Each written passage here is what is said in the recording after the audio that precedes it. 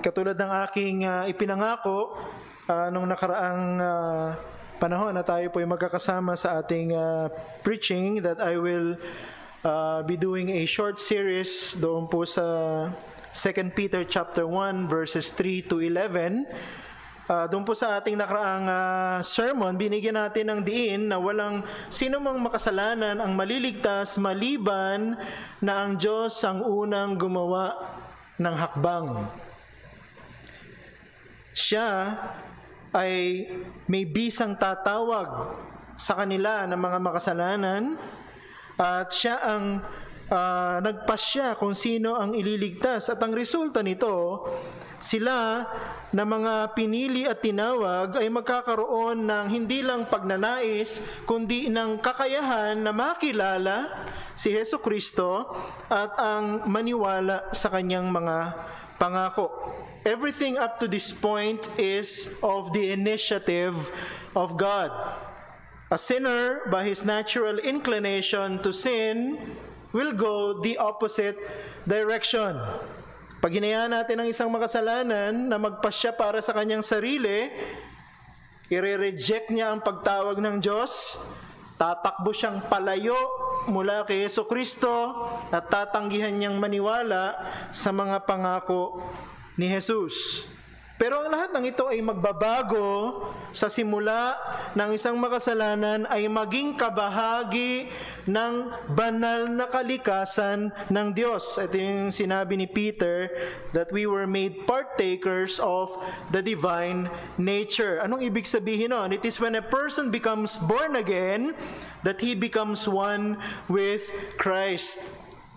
Ang isang tao ay hindi na magiging katulad ng dati sapagkat sa punto ng kanyang pagkilala kay Jesucristo bilang Panginoon at sariling tagapagligtas, siya ay magiging kaisa ni Jesucristo sa pamamagitan ng pananahan ng banal na Espiritu ng permanente sa kanyang katawan. This is clearly, katulad ng kay Apostle Paul, Peter's indicative. In other words, because of what God has done for us, we now have faith. Dahil sa ginawa ng Diyos sa atin, tayo ngayon ay may pananampalataya. Ngayong umaga, pagsisimula nating i-consider ang imperative ni Peter dito sa passage na ito. In other words, it is our duty to exert every effort to mature in our faith. Initiative ng Diyos ng isang makasalanan ay iligtas at magkaroon ng pananampalataya. Pero initiative ng isang makasalanang iniligtas na gawin ang lahat ng kanyang makakaya para ang kanyang pananampalataya lumago. So samahan niyo po akong buksan ang inyong mga Biblia sa ikalawang sulat ni Pedro, unang kabanata, talatang 5 hanggang 7. 2 Peter chapter 1, verses 5 to 7. Babasahin ko po mula sa ang Biblia.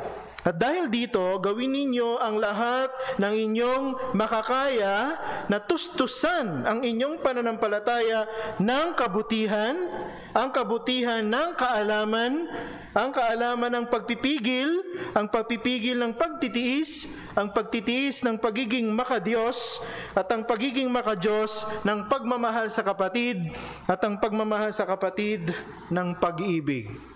Ito po ang salita ng Panginoon. We will be considering two very important truths as foundational in our execution of this imperative.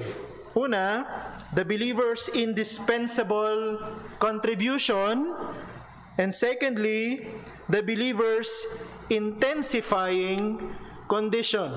So ito po yung dalawang bagay na totoo dapat sa isang totoong mananampalataya ni Jesus that will give him enough reason to believe na meron siyang dapat gawin sa kanyang pananampalataya at ang resulta nito dapat may paglago sa kanyang pananampalataya. Pansinin natin yung una, the believer's indispensable contribution. So dito, Peter made it very clear that God has provided everything that we need to become a Christian. Kung babalikan natin yung 2 Peter chapter 1 verse 3, yung unang bahagi nito, ang sabi doon, ipinagkaloob sa atin ng kanyang banal na kapangyarihan ang lahat ng mga bagay na kailangan natin sa buhay. Ang tinutukoy ni Apostle Peter doon ay hindi yung buhay sa mundo nito, kundi spiritual na buhay. In other words, it is by His divine power, by God's divine enabling, that He has given us spiritual life.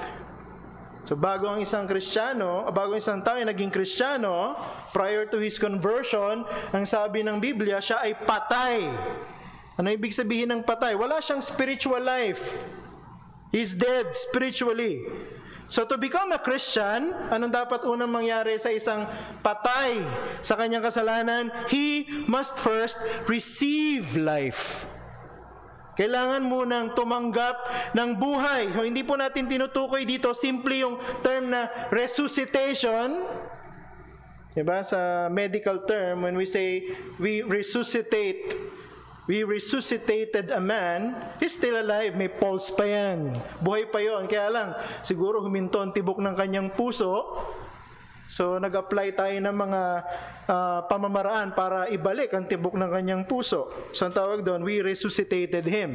Hindi ganun yung kalagayan ng isang taong wala kay Kristo. He is completely dead. So, para ang isang tao, naganap na patay ay maligtas, kailangan, ang sabi dito sa atin ng Biblia, God must create a new life in him. Kailangan lumikha ang Diyos ng isang bagong buhay sa Kanya. Kaya ako, I will have no reservation to say that God creates Christians. Nililikha ng Diyos ang isang Kristiyano. Ang Diyos ang may gawa, ang hindi ang tao. Now, when this happens, na ang isang patay sa kasalanan ay bigyan ng bagong buhay, siya ay magkakaroon ng kakayahan na manampalataya kay Jesucristo. In theology, we call this regeneration. But it is also at this point that a man must start to prove that his faith is genuine. Pag ang isang tao na-convert, magkakaroon siya ng bagong buhay, magkakaroon siya ng kakayahang manampalataya, pero hindi natatapos doon. Pag ang isang tao ay nabuhay dahil sa kapangyarihan ng Diyos at ngayon nananampalataya, kailangan patunayan niya na ang kanyang pananampalataya ay totoo. God did not just give us all that we need to become a Christian, God also gave us all that we need to become a mature Christian. In theology, we call this sanctification. Now, on top of becoming a Christian, God wants us to become godly. Ano pong sabi sa atin dun sa unang bahagi ulit ng verse 3 ng chapter 1? Ipinagkaloob sa atin ng kanyang banal na kapangyarihan ang lahat ng mga bagay na kailangan hindi lang sa buhay, kundi maging sa pagiging makadiyos. So take note. Hindi lang binigyan tayo ng Diyos na kakayahang mabuhay, kundi kakayahang patunayan na tayo ay buhay. Di ba? It must be clear to us that becoming a Christian is not the end, but simply the beginning of a lifelong journey. Anong implication yan? Kung ikaw ay Christian, kung ikaw ay meron ng pananampalataya, you must not be satisfied that you are just a Christian. Hindi ka dapat makontentong may pananampalataya ka. May pananampalataya na ako, tapos na. We must do everything that we can to develop our faith. Ang Diyos ang nagbigay ng kakayahan para ikay manampalataya. Ang Diyos din ang nagbigay ng kakayahan para palaguin mo ang iyong pananampalataya. At dito magiging malinaw ang connection ng ating unang pinag-aralan dun sa unang bahagi ng verse 5. Anong sabi sa atin sa ang Biblia? At dahil dito, gawin ninyo ang lahat ng inyong makakaya na tustusan ang inyong pananampalataya. Ang ganda ng translation. So, sinong tutustos para lumago ang pananampalataya? Of course, binigyan tayo ng biyaya ng Diyos na magawa ito, pero tayo ang gagawa ng paraan para tustusan ang pananampalatayang meron tayo para ito ay lumago. Makita mo, no? We do not have any contribution whatsoever to our salvation. Lahat ay gawaan ng Diyos. But our efforts are indispensable when it comes to the development of our faith. Hindi tayo naniniwala sa tinuturo ng mga semi-Pelagians na in order for a sinner to be saved, he must cooperate with the grace of God. Pero naniniwala tayo na merong certain cooperation kung ang tao na yon ay Kristiyano na. Yung cooperation natin with God ay sa ating sanctification. Meron tayong katungkulan. In order to live godly lives, we must actively contribute. Hindi po ito naging Christian ka tapos maghihintay ka na lang na lumago ka. Hindi ganon.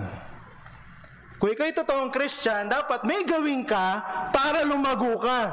Hindi pwedeng sabihin, 50 dekada na akong mananampalataya, therefore mature Christian na ako. Hindi. Pwedeng 50 years old ka ng Christian, pero immature ka pa rin sa iyong pananampalataya. Bakit? Hindi mo ginawa ang katungkulan mo para lumago sa iyong pananampalataya. Walang totoong Kristiyano na tumanggap ng bagong buhay at ng mga dakilang pangako ng Panginoong Jesucristo ang makukontento na lamang na siya'y may pananampalataya. Pinaalalahanan tayo ni Santiago, di ba? Doon sa chapter 1, verse 17 and 26, na ang pananampalataya na walang gawa ay patay. Hindi yung sinasabi ni Peter dito sa ating text. Ang isang tao na binigyan ng biyaya na manampalataya ay binibigyan din ng Diyos ng biyaya na gumawa para ang kanyang pananampalataya tumibay, lumalim, lumago, para magbunga siya sa kanyang pananampalataya.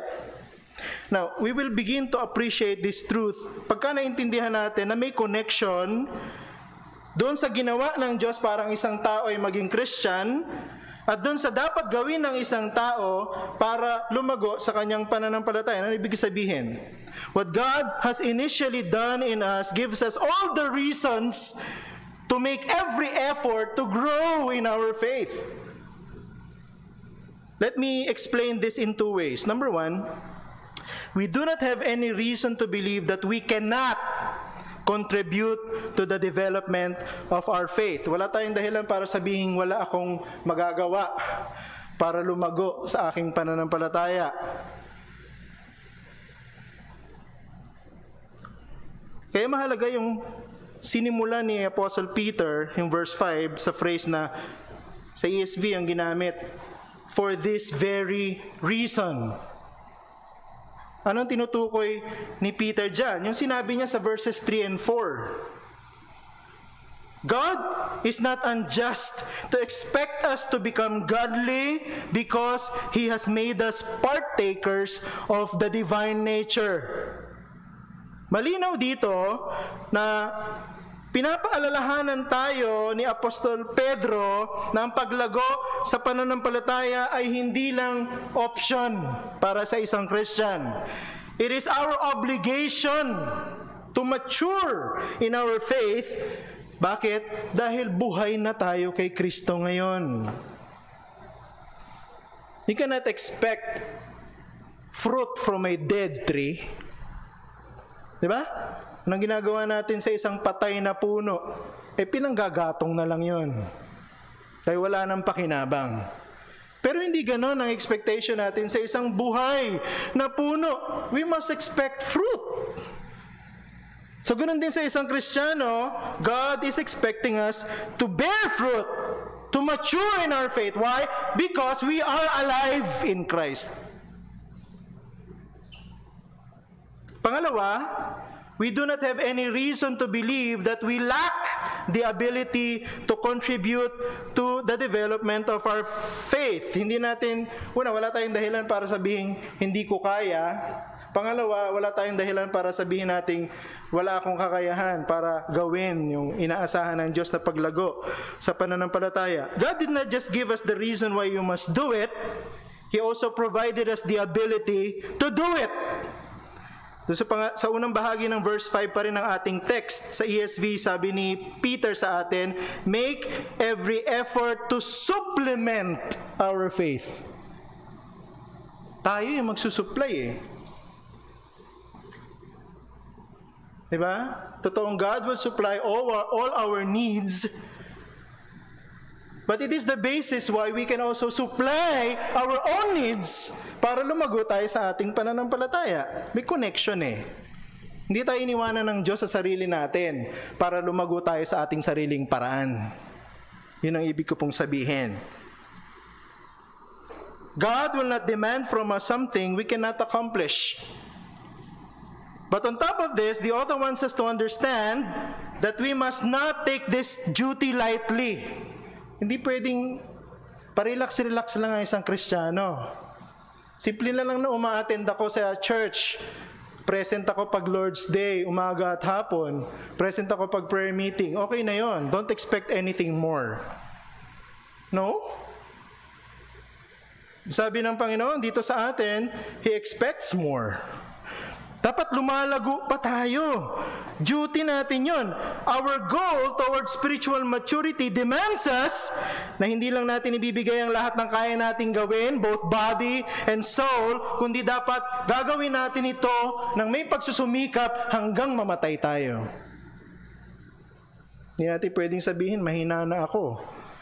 Bedridden na ako. Stop na ang growth ko sa aking pananampalataya. Mag-i-stop lang po ang growth natin sa ating pananampalataya pagpatay na tayo. So, by way of application, if you're a Christian, there is no reason for you to be complacent. Diba? Every true Christian should be a busy person every day. Dapat lagi tayong busy araw-araw, hindi busy sa walang kakwenta-kwentang bagay. Diba? Hindi yung busy punta ka ng punta sa mga lugar na hindi mo naman dapat puntahan sa panahon ng quarantine. Dapat nananatili ka sa iyong bahay para mas maging safe ka at ang iyong pamilya. Hindi ganun yung tinutukoy nating pagiging busy, may ginagawa ka lang, di ka nakatambay sa bahay. Sinasabi nating, we should not be complacent, we should be busy with checking our own maturity. Tayo dapat, kung masipag tayo, wag nating sipatin yung pananampalataya ng ibang tao.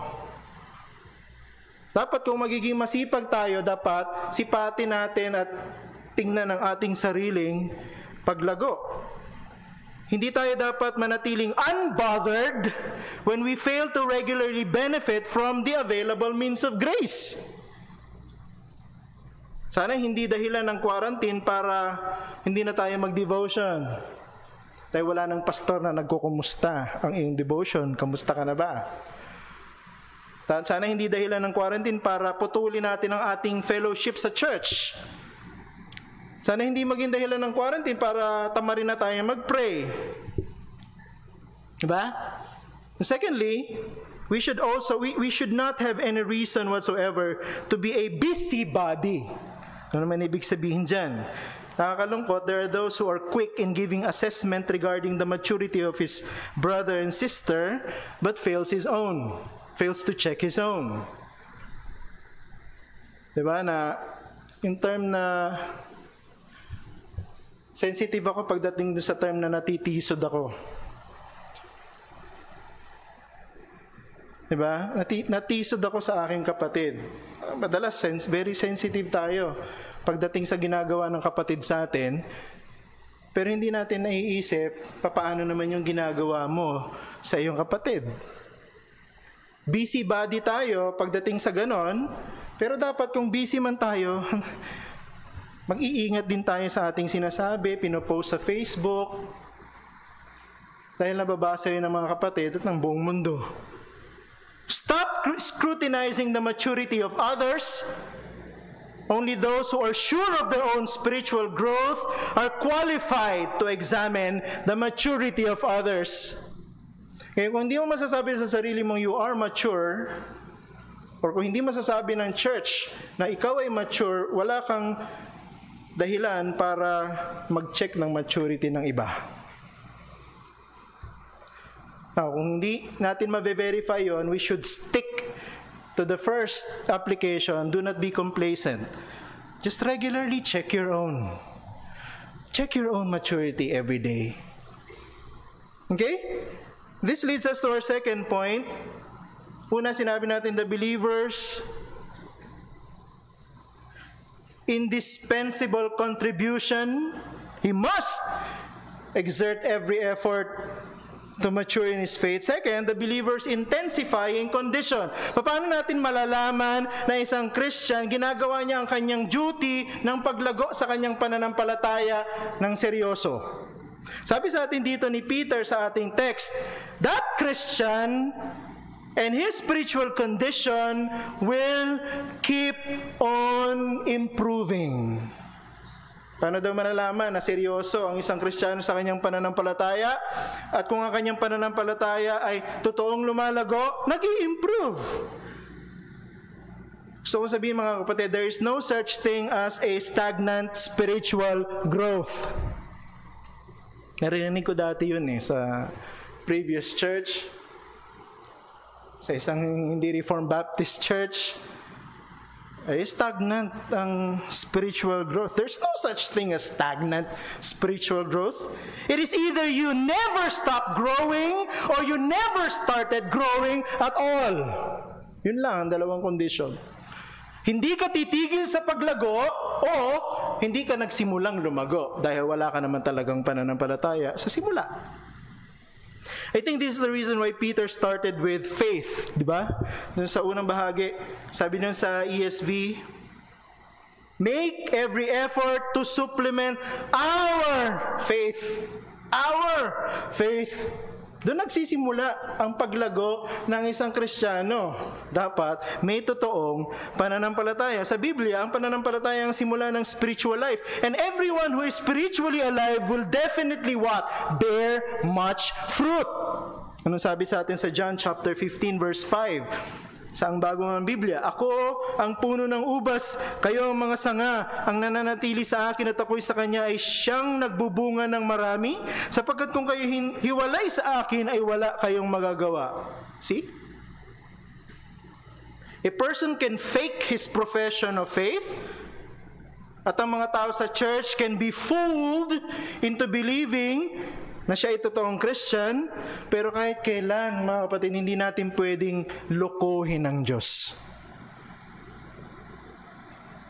God knows those who are truly spiritually alive because He knows that they bear much fruit.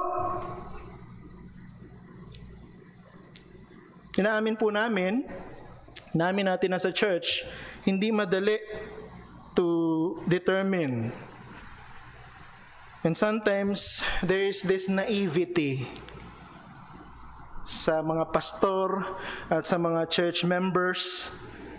At itong naivety na ito tends to make us overlook the obvious lack of spiritual fruit.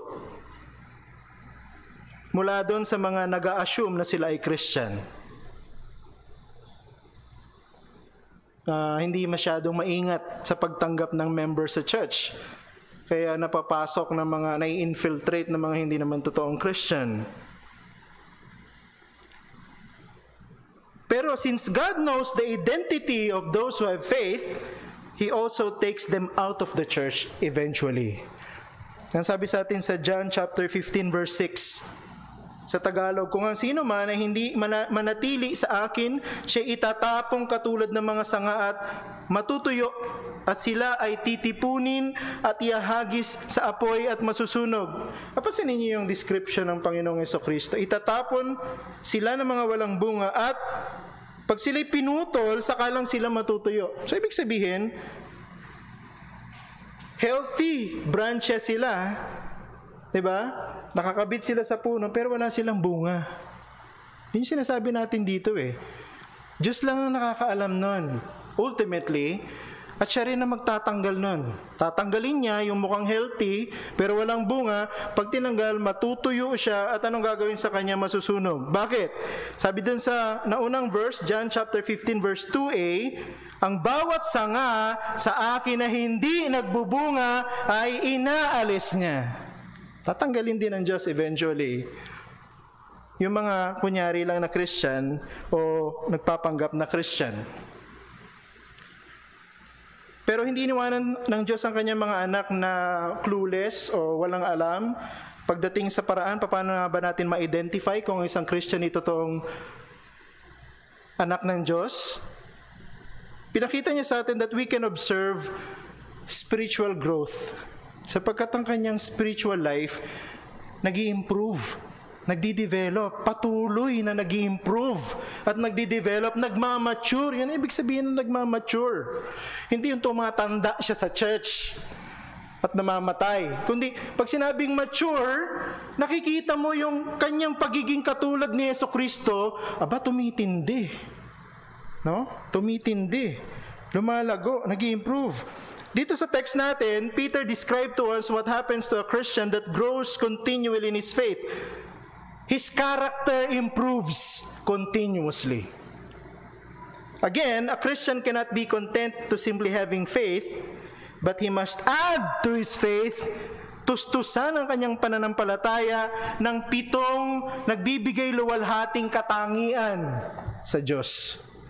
Na hindi po natin sinasabi na 7 lang ang kailangan na makitang katangian para masabi ang isang Kristiyano ay mature nga. Ako naniniwala that Peter used the series of 7 probably to emphasize that Christians should aim for perfection in character. Bagamat hindi tayo magiging perfect dito sa mundo, we should continue to pursue it. Pursue these godly characters. And one character leads to another in succession. Ano yung una? Goodness. Diba? Anong sabi dito sa ating text? At dahil dito, gawin ninyo ang lahat ng inyong makakaya na tustusan ang inyong pananampalataya ng kabutihan. Sa ESV, ang ginamit dito, virtue. Literally, ang ibig sabihin niyan, excellence. Sa Tagalog, kahusayan. Ang focus po dito ay morality ng isang Christian, ang kanyang moral goodness, which is the external display of his internal goodness. In other words, ang isang totoong Christian, hindi niya mapepeke ang kanyang kahusayan, ang kanyang kabutihan dahil unang naging mabuti siya sa kanyang kalooban. Dahil iniligtas muna siya ng Diyos. At pagkatapos siyang iligtas ng Diyos, saka siya magiging mahusay sa panlabas.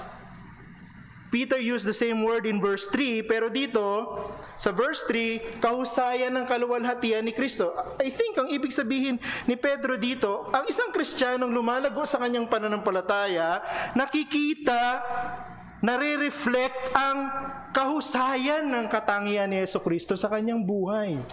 Nare-reflect sa kanyang buhay yung attractiveness ni Jesus Christ. His personal and continuous encounter with Christ by faith makes him Christ-like. Pag tinanong mo yung ilang mga Kristiyano, ano masasabi mo dito kay kapatid na ito? Masasabi, kamukha siya ni Jesucristo sa kanyang buhay. Pero kung hindi yan ang sinasabi, sandali lang, magtanong ka sa sarili mo. Christian ka ba talaga o baka peke ka lang? Dahil hindi pala nakikita si Kristo sa iyo. Dito, ang kabutihan dapat hindi man magiging kamukha ni Jesucristo habang nandito, pero makikita ang bahid ng katangian ni Jesucristo sa ating buhay. Yun yung una. Pangalawa, on top of goodness is knowledge. karunungan o kaalaman. A Christian now being transformed to become more like Christ in his moral goodness is also given the ability to exercise discernment between what is good and bad. Yun yung ibig sabihin ng karunungan, kaalaman, knowledge. Hindi po natin tinutukoy dito yung pagkakilala kay Jesucristo na nagiging dahilan ng kanyang pananampalataya, kundi ang tinutukoy natin dito, kakayahang malaman kung ano ang kalooban ng Diyos at mabuhay ng ayon dito. Hindi lang po tayo binago ng Diyos morally to become good, kundi binago rin tayo ng Diyos intellectually. Dapat alam mo kung ano yung kalooban ng Diyos at kung hindi ang kalooban ng Diyos. Si Paul, he referred to this as the renewing of our mind. Hindi lang binabago ng Diyos sa conversion ng puso ng tao. Binabago din ng Diyos ang paraan ng kanyang pag-iisip. On top of goodness and knowledge, we have the third one, self-control. Pagpipigil. Dapat pagpipigil sa sarili. For the original recipient of Peter's second letter, yung salitang self-control may philosophical meaning. I think, nung sinusulat ni Peter to, yung mga bumabasa, unang papasok sa kanila yung philosophical meaning. Ano yung philosophical? Kasi yung mga Greek philosophers during this time, para sa kanilang self-control, yung kakayahan ng tao na gamitin ng kanyang free will. Ibig sabihin, walang coercion, walang impluensya ng iba, kundi siya mismo sa kanyang sarili, susupili niya ang kanyang kasalanan. Yun ang self-control, philosophical meaning ng mga Greeks. Ibig sabihin, resulta ng sariling sikap ng tao, ang kanyang paglaban sa kasalanan. Pero para sa isang Kristiyano, ang self-control comes by complete submission to the will of God. Ibig sabihin, ang isang Kristiyanong may pagpipigil sa sarili ay may ganap na pagpapasakop kay Jesucristo. Nagagawa nating labanan ang ating sinful desires sa pamamagitan ng patuloy nating pagsunod sa gusto ni Jesus. Yun ang self-control. Hindi yung tayo sa sariling sikap, kundi tayo sa pagpapasakop kay Jesucristo, magagawa nating supilin ang ating sariling kalikasang makasalanan. Ikaapat, steadfastness. Sa Tagalog, ginamit pagtitiis. Steadfastness. Yung ginamit po ni Peter dito, very interesting. No? It's actually a compound word. Ang literal meaning ng ginamit niyang word dito is to remain under. Ang isang Kristiyano kasi develops deliberate and continuous submission to the will of God, self-control. Pag nagagawa niya ito, nagpapasakop at naniniwala siya that God is sovereign. Soberano ang Diyos. God is in complete control of everything. Anong implication nun sa isang taong dapat steadfast? So kahit anumang pagsubok at pagtukso ang dumating sa kanyang buhay, he will remain steady. He will remain constant. He will remain strong. He will be steadfast. Makakayanan natin ang lahat ng anong dumarating na mahirap na pagsubok at tukso sa atin sapagkat alam natin pinahihintulutan ng Diyos ang lahat ng ito dahil gusto niyang tumibay tayo sa ating pananampalataya. That's steadfastness. And then the fifth is godliness. Ang mapapansin ninyo, ginamit na ni Peter itong salita na to sa verse 3, no? Pagiging maka-Diyos. Pero I think dito sa talata na ito, sa passage natin, ginamit niya ito with a different sense. Hindi lang siya maka-Diyos, kundi reverence to God. The word reverence is a heart response to God. Siguro, gustong i-contrast dito ni Peter yung ginagawa ng mga false teachers sa panahon nila. No? Sila, pinipilit nila na maging maayos ang kanilang relasyon sa kapwa, pagtrato sa kapwa, pero wala silang maayos na relasyon sa Diyos. Sinasabi sa atin ni Peter, ang isang totoong may pananampalataya, may pagpipigil sa sarili, may kahusayan, ay totoong mayroong paggalang sa Diyos. Una, at ito ang nagiging resulta ng kanyang paggalang sa kanyang kapwa. And then the sixth, brotherly affection. Yun yung ginamit sa NIV. Pero dito sa ating, ang bagong Biblia, pagmamahal sa kapatid. I think another way of translating is brotherly kindness. Ang isang mananampalatayang nagbibigay ng parangal sa Diyos, one who reveres God, cannot be unkind to his brothers. Yun yung connection niya dun sa godliness. Diba? Bago natin maging maayos ang trato sa ating kapwa, dapat maging maayos muna ang relasyon natin sa Diyos. Si Juan, nagbigay siya ng very sharp and practical comment dito. Pakinggan nyo dun sa 1 John chapter 4, verse 20 sa Tagalog. Kung sinasabi ng sino man, iniibig ko ang Diyos, at napopoot sa kanyang kapatid, siya ay isang sinungaling. Sapagkat ang hindi umiibig sa kanyang kapatid na kanyang nakikita, ay hindi maaring umibig sa Diyos na hindi niya nakikita. Diba? So kung talagang tayo ay umiibig sa Diyos, if we revere God, dapat we should be kind to our brothers. Paano ba natin papakita ang ating brotherly affection or our kindness to others? Quote ko yung isang commentator. Sabi niya, love for the brethren entails bearing one another's burdens and so fulfilling the law of Christ. It means guarding that spirit-given unity and away from distraction by way of gossip, prejudice, narrowness, and the refusal to accept the brother Christian for what he is in Christ. Yun na pala ang ibig sabihin ng brotherly kindness.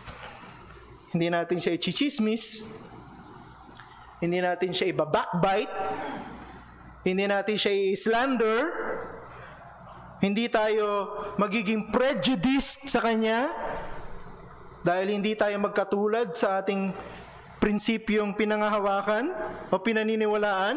Hindi tayo magiging makitid sa ating pag-iisip patungkol sa Kanya.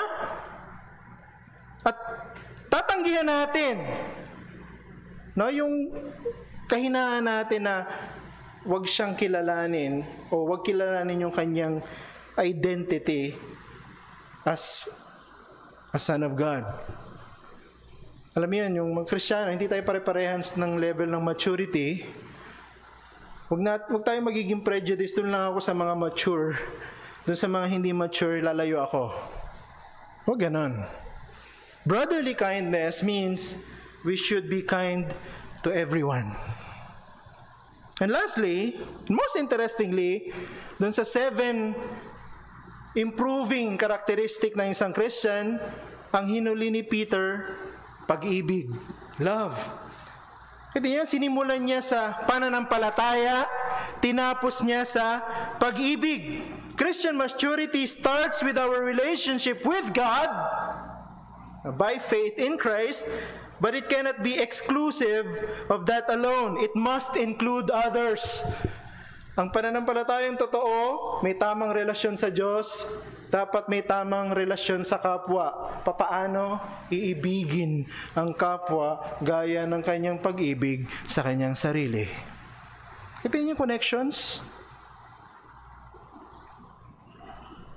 God, who Himself is love, has freely given us faith in order to replicate in us the same quality of love. Ano sabi sa atin ni John dun sa 1 John chapter 3 verse 16 sa Tagalog? Dito natin makikilala ang pag-ibig sapagkat ibinigay niya ang kanyang buhay alang-alang sa atin at nararapat nating ibigay ang ating mga buhay alang-alang sa mga kapatid. Hindi tayo dapat mabilis na magsabing mahal ko yung aking kapatid sa Panginoon. Bakit? Sabi ni John, ang ibig sabihin ng totoong mahal ko ang aking kapatid, handa kong isakripisyo ang lahat para sa kanyang kabutihan. Hindi po madali yun. Kung talagang mahal mo yung kapatid, Huwag mo lang sabihin yan. Dapat patunayan natin na kaya nating isakripisyo kahit nga ang ating buhay. Hindi naman kailangan mamatay tayo, no, para patunayan nating mahal natin ang kapatid. I think ang pinaka-minimum na ibig sabihin yan, kaya mong isakripisyo ang para sa iyo para ibigay ang kabutihan na para sa iba. Yan papasok yung mga simpleng bibigyan natin ng paliwanag o bibigyan natin ng pangunawa yung kanyang sitwasyon. Hindi lang laging standard natin. Titingnan natin, bakit kaya? Baka meron siyang dahilan. Ano? Bibigyan natin ng katwiran ng ating kapwa. That's another implication. Marami pang iba. Tutulungan ko siya kung nangangailangan siya, kahit hindi naman siya nagsasabi. May pagkukusa. Marami. Wala tayong panahon para isa-isahin. Christ has freely given His life to save sinners. Yun ang pinaka-minimum ng gospel. Namatay si Jesus para ibigay ang kaligtasan ng mga makasalanan. Now, the minimum requirement para sa mga hindi pa Christian, diba, is to give your life to Christ. Magsisi at manampalataya na si Jesucristo lang ang Panginoon. And then, yung paglago sa pananampalataya, pag naging Christian ka, ang pangalawang bagay na dapat mong bigyan ng seryosong atensyon. Manalangin po tayo. Aming Ama, nagpapasalamat kami. Napakayaman ng mga salita mong ito at kulang ang aming panahon to extract every principle from these verses. Pero salamat po sapagkat ginawa mong malinaw na silang mga niligtas mo ay inaasahan mong magiging seryoso sa kanilang duty na lumago sa kanilang pananampalataya. At sila mismo ang tutusto sa kanilang pananampalataya sa pamamagitan ng lumalagong karakter na kamukha ng sa Panginoong Jesucristo. Sana nga po, Diyos, una, makita namin hindi namin ito kaya sa aming sarili. Pangalawa, humingi kami ng tulong sa inyo para magawa namin ang gusto niyo. At hindi ito matatapos sa 50 dekada, 60 dekada. Ito ay isang proseso na magtatapos sa kamatayan.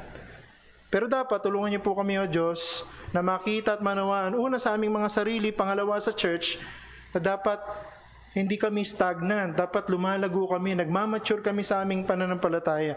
Yung mga kahinaan ay napagtatagumpayan. Ang mga kasalanan ay napapagtagumpayan. Pag-ibig namin sa iyo ay nasusuklian sa pamamagitan ng pag-ibig namin sa isa't isa. Sana nga po magligtas kayo ng mga hindi pa Christian at kami mga Christian, hamunin mo, patibayin mo, palaguin mo sa aming pananampalataya. Ito po aming dalangin sa pangalan ni Jesus. Amen.